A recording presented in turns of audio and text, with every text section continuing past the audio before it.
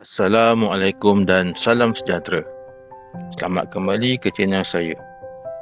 Dalam video kali ini, iaitu bahagian keempat travelog umrah kami akan kongsikan pengalaman pada hari keempat di Kota Mekah 28 Februari 2023. Aktiviti pada hari ini cukup istimewa. Ziarah luar Kota Mekah yang penuh dengan sejarah, pengajaran dan momen-momen indah bersama keluarga. Seawal pagi, kami sudah bersiap memakai pakaian ihram kerana pada ziarah luar kota kali ini, kami akan bermikat di Masjid Hudaybiyah untuk mengerjakan umrah yang ketiga.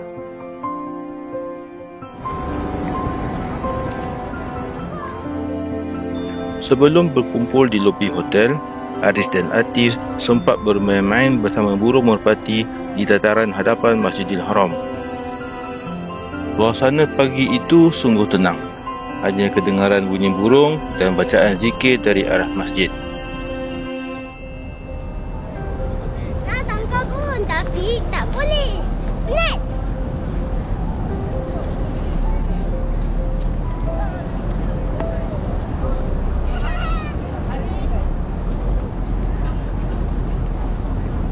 Selepas kira-kira 15 minit bermain, kami pun menuju ke lobi hotel untuk berkumpul bersama jemaah lain.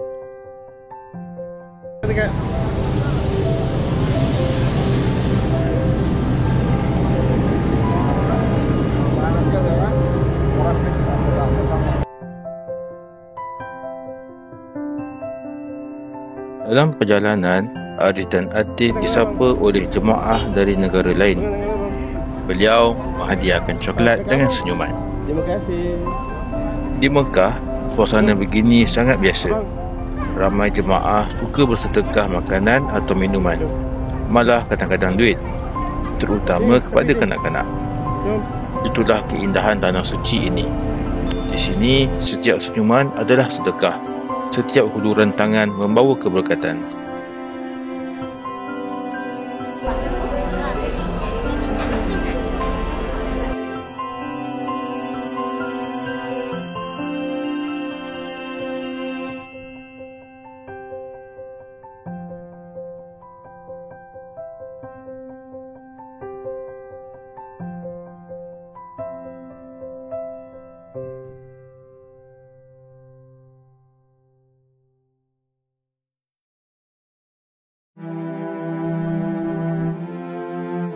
Destinasi pertama kami ialah ladang unta di perkampungan Hudaybiyah, kira-kira 30 km dari Kota Mekah. Perjalanan mengambil masa sekitar 35 minit merentasi kawasan berbukit dan padang pasir yang luas. Setibanya kami di sana, kelihatan deretan unta yang jinak dan tenang.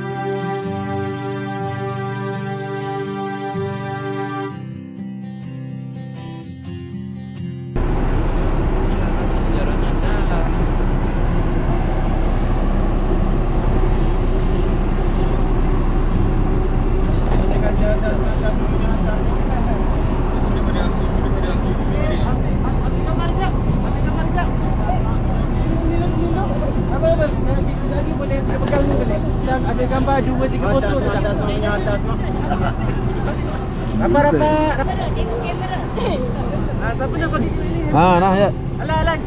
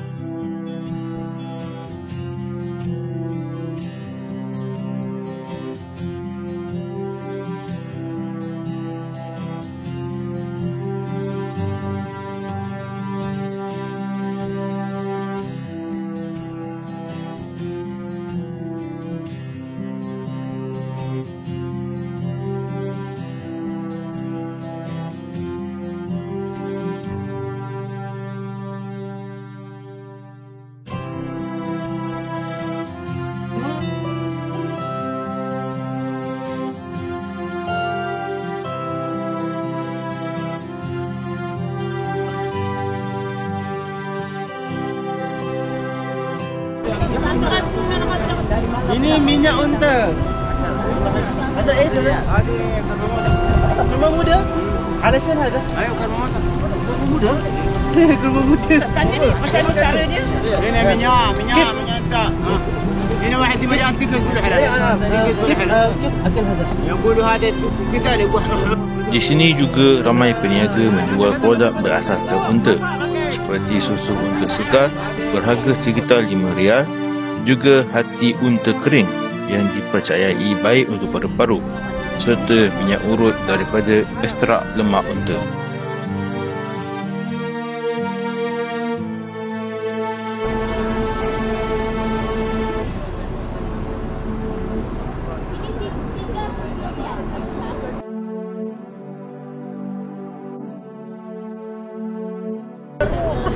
Ni, nampak dia pegang.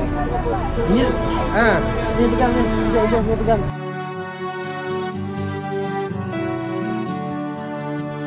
Nampak tak? Okey. Balik. Kebanyakan unta yang ada di sini pada masa itu adalah unta betina. Terdapat dua spesies unta. Yang pertama mempunyai satu bonggol, manakala yang kedua mempunyai dua bonggol. Sebenarnya, bilangan bonggol pada unta bukan ditentukan oleh jantina, jantan atau betina, tetapi oleh spesies unta itu sendiri. Unta Arab mempunyai satu bonggol yang berasal dari Timur Tengah, termasuk Arab Saudi dan Afrika Utara. Kedua-dua jantan dan betina dalam spesies ini hanya ada satu bonggol. Spesies yang kedua ialah unta Bactrian, mempunyai dua bonggol. Unta jenis ini berasal dari Asia Tengah, seperti Mongolia, Kazakhstan dan China. Kedua-dua jantan dan betina dalam spesies ini ada dua bonggol. Di ladang unta di Hudaibiyah, semua unta adalah jenis unta Arab. Sama ada jantan atau betina, semuanya hanya mempunyai satu bonggol.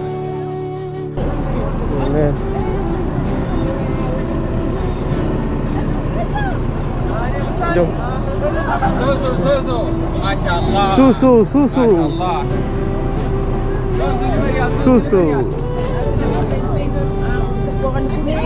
Nanti pergi kat 65. dia 65. Yang kedua balik 35. Balik lagi 3 lagi. Balik lagi RM5. RM5. Tak jual, makan je. Kalau dah sampai satu Minyak lah. Allah haji atas minyak kita. Minyak. Tengok apa dia?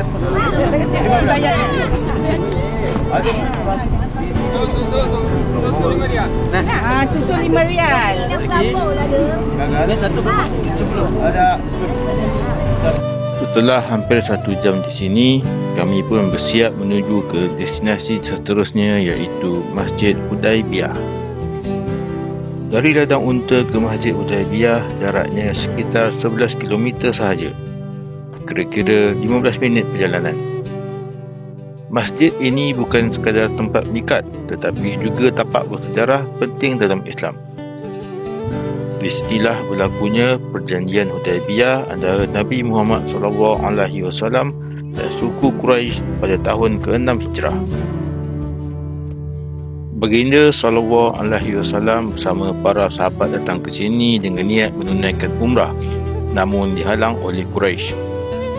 Akhirnya termeterai gencatan senjata selama 10 tahun yang dikenali sebagai Perjanjian Hudaibiyah. Perjanjian ini mungkin nampak berat sebelah, tetapi ia menjadi titik mula kemenangan Islam, membuka jalan kepada pembukaan kota Mekah kelak. Masjid ini juga menyaksikan Bai'atul Ridwan, sumpah setia sahabat kepada Rasulullah SAW dan taat dan kesediaan mereka berjuang demi Islam. Setelah berniat ihram di sini, kami pun bersiap untuk kembali ke Masjidil Haram sejauh 30 km, lebih kurang 35 minit perjalanan.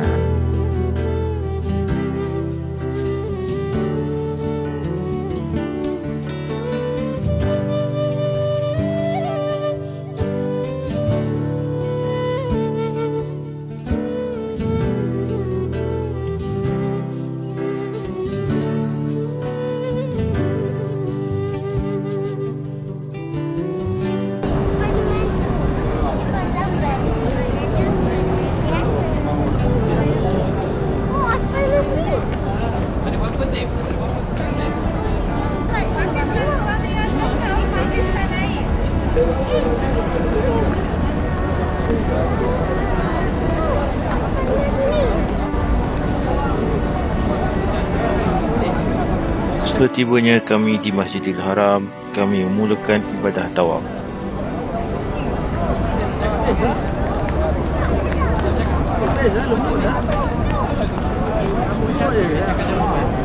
Abang, ayah saya tu kena kat atas itu.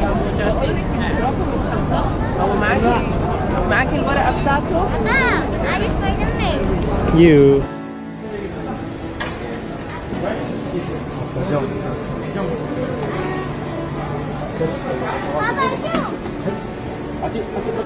Untuk umrah kali ini, kami semua menaiki skuter elektrik. Babah menaiki bersama Tok Ayah dan Atif. Nekma bersama Ayah Ngah, manakala Mami bersama Ayah Cu dan Aris. Tujuannya bukan sekadar keselesaan tetapi juga untuk menjaga wuduk sepanjang ibadah. Kita tengok sini. Kita tak boleh ambil gambar. Dah habis tawaf. Saya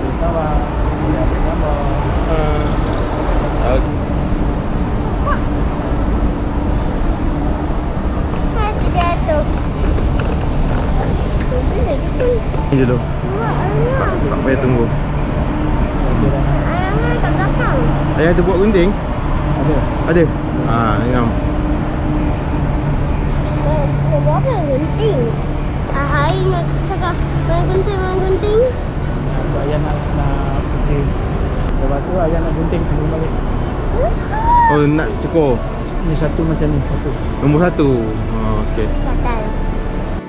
Semasa bertawaf menaiki skuter, satu perkara penting mesti dijaga, iaitu bahu kiri mesti sentiasa menghadap ke Kaabah. Jika terkalik arah, usahakan itu batal dan mesti diulang semula. Di tingkat atas, cabarannya lebih besar kerana jarak jauh dari Kaabah menjadikan arah bahu mudah tersasar. Namun, dengan panduan dan niat yang betul, semuanya berjalan lancar, Alhamdulillah. Ni kita pergi sa'i dulu. Sa'i jalannya tepik sikit. Memang kena. Tapi lah, tapi kalau orang selur kena potong juga Kita buat perlahan je. Berapa orang kata tak pandai ni kontrol minyak tu, berlanggar tu. Selesai 7 pusingan tawaf, kami menuju ke laluan sa'i antara Bukit Safa dan Marwah. Ada nampak dah. Nampak dah? Ni apa? Pandai lah adik ni. Dah nampak ke? Yang masuk kanan tu Atik pegang video boleh? Pegang ni, pegang. Wow. Ambil video boleh? Boleh. Okey, pegang je kan. Jangan pusing-pusing tau. Okey kan. Kita pegang boleh? Ambil video. Ambil video. Ambil video. Sekarang ni. Ikut saja papan tanda bertulis Mas'ah, itulah laluan keluar untuk ke tempat sa'i. Bapak dah tekan. Pandai adik. Kelihatan Atik ambil gambar kan? Boleh? Tadi ada tangan aktif tadi. Okey, boleh ambil gambar. Berarti bapa. Nampak pun. Belum lagi, belum. Bila balik kata mula, kita bawa kita mula. Mana?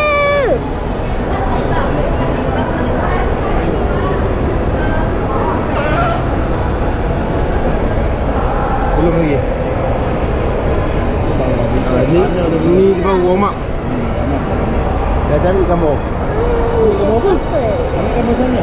Gambar ni boleh depan boleh. Pandai dia ambil gambar ni dulu. Ada mana ambil video? Dia ambil gambar kan. Anak tu macam mana buat?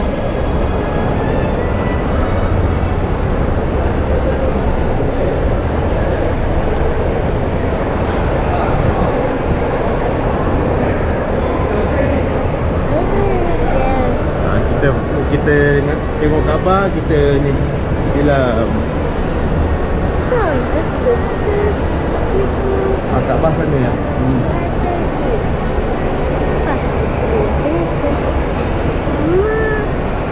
Mana dia punya tu? Kau dah siap di situ kan? Kau dah siap. Ini start ya. Ni. Dah ke bawah. Sa'i start. Okey, dah boleh start. Mana dia punya? Ni sini. Abang sana. Kaabah sana. Ada? Di sini kami menelusuri 7 kali perjalanan mengenang pengorbanan Sayyidatina Hajar yang berlari mencari air untuk anaknya Nabi Ismail alaihi salam.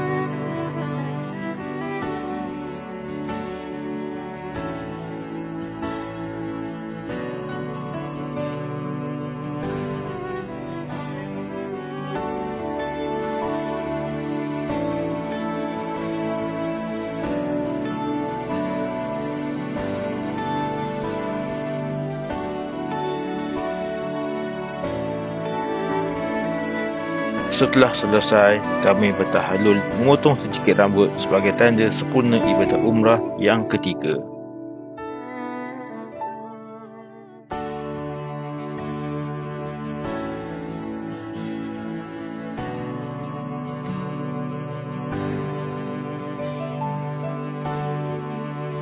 Setelah semuanya selesai, kami singgah menjamu selera di food court Clock Tower. Begitulah perjalanan kami dalam bahagian keempat terbilang umrah ini. Ziarah luar kota Mekah yang penuh sejarah diakhiri dengan umrah ketiga yang syarat dengan rasa syukur dan ketenangan jiwa. Jumpa lagi dalam video yang akan datang. Assalamualaikum warahmatullahi wabarakatuh.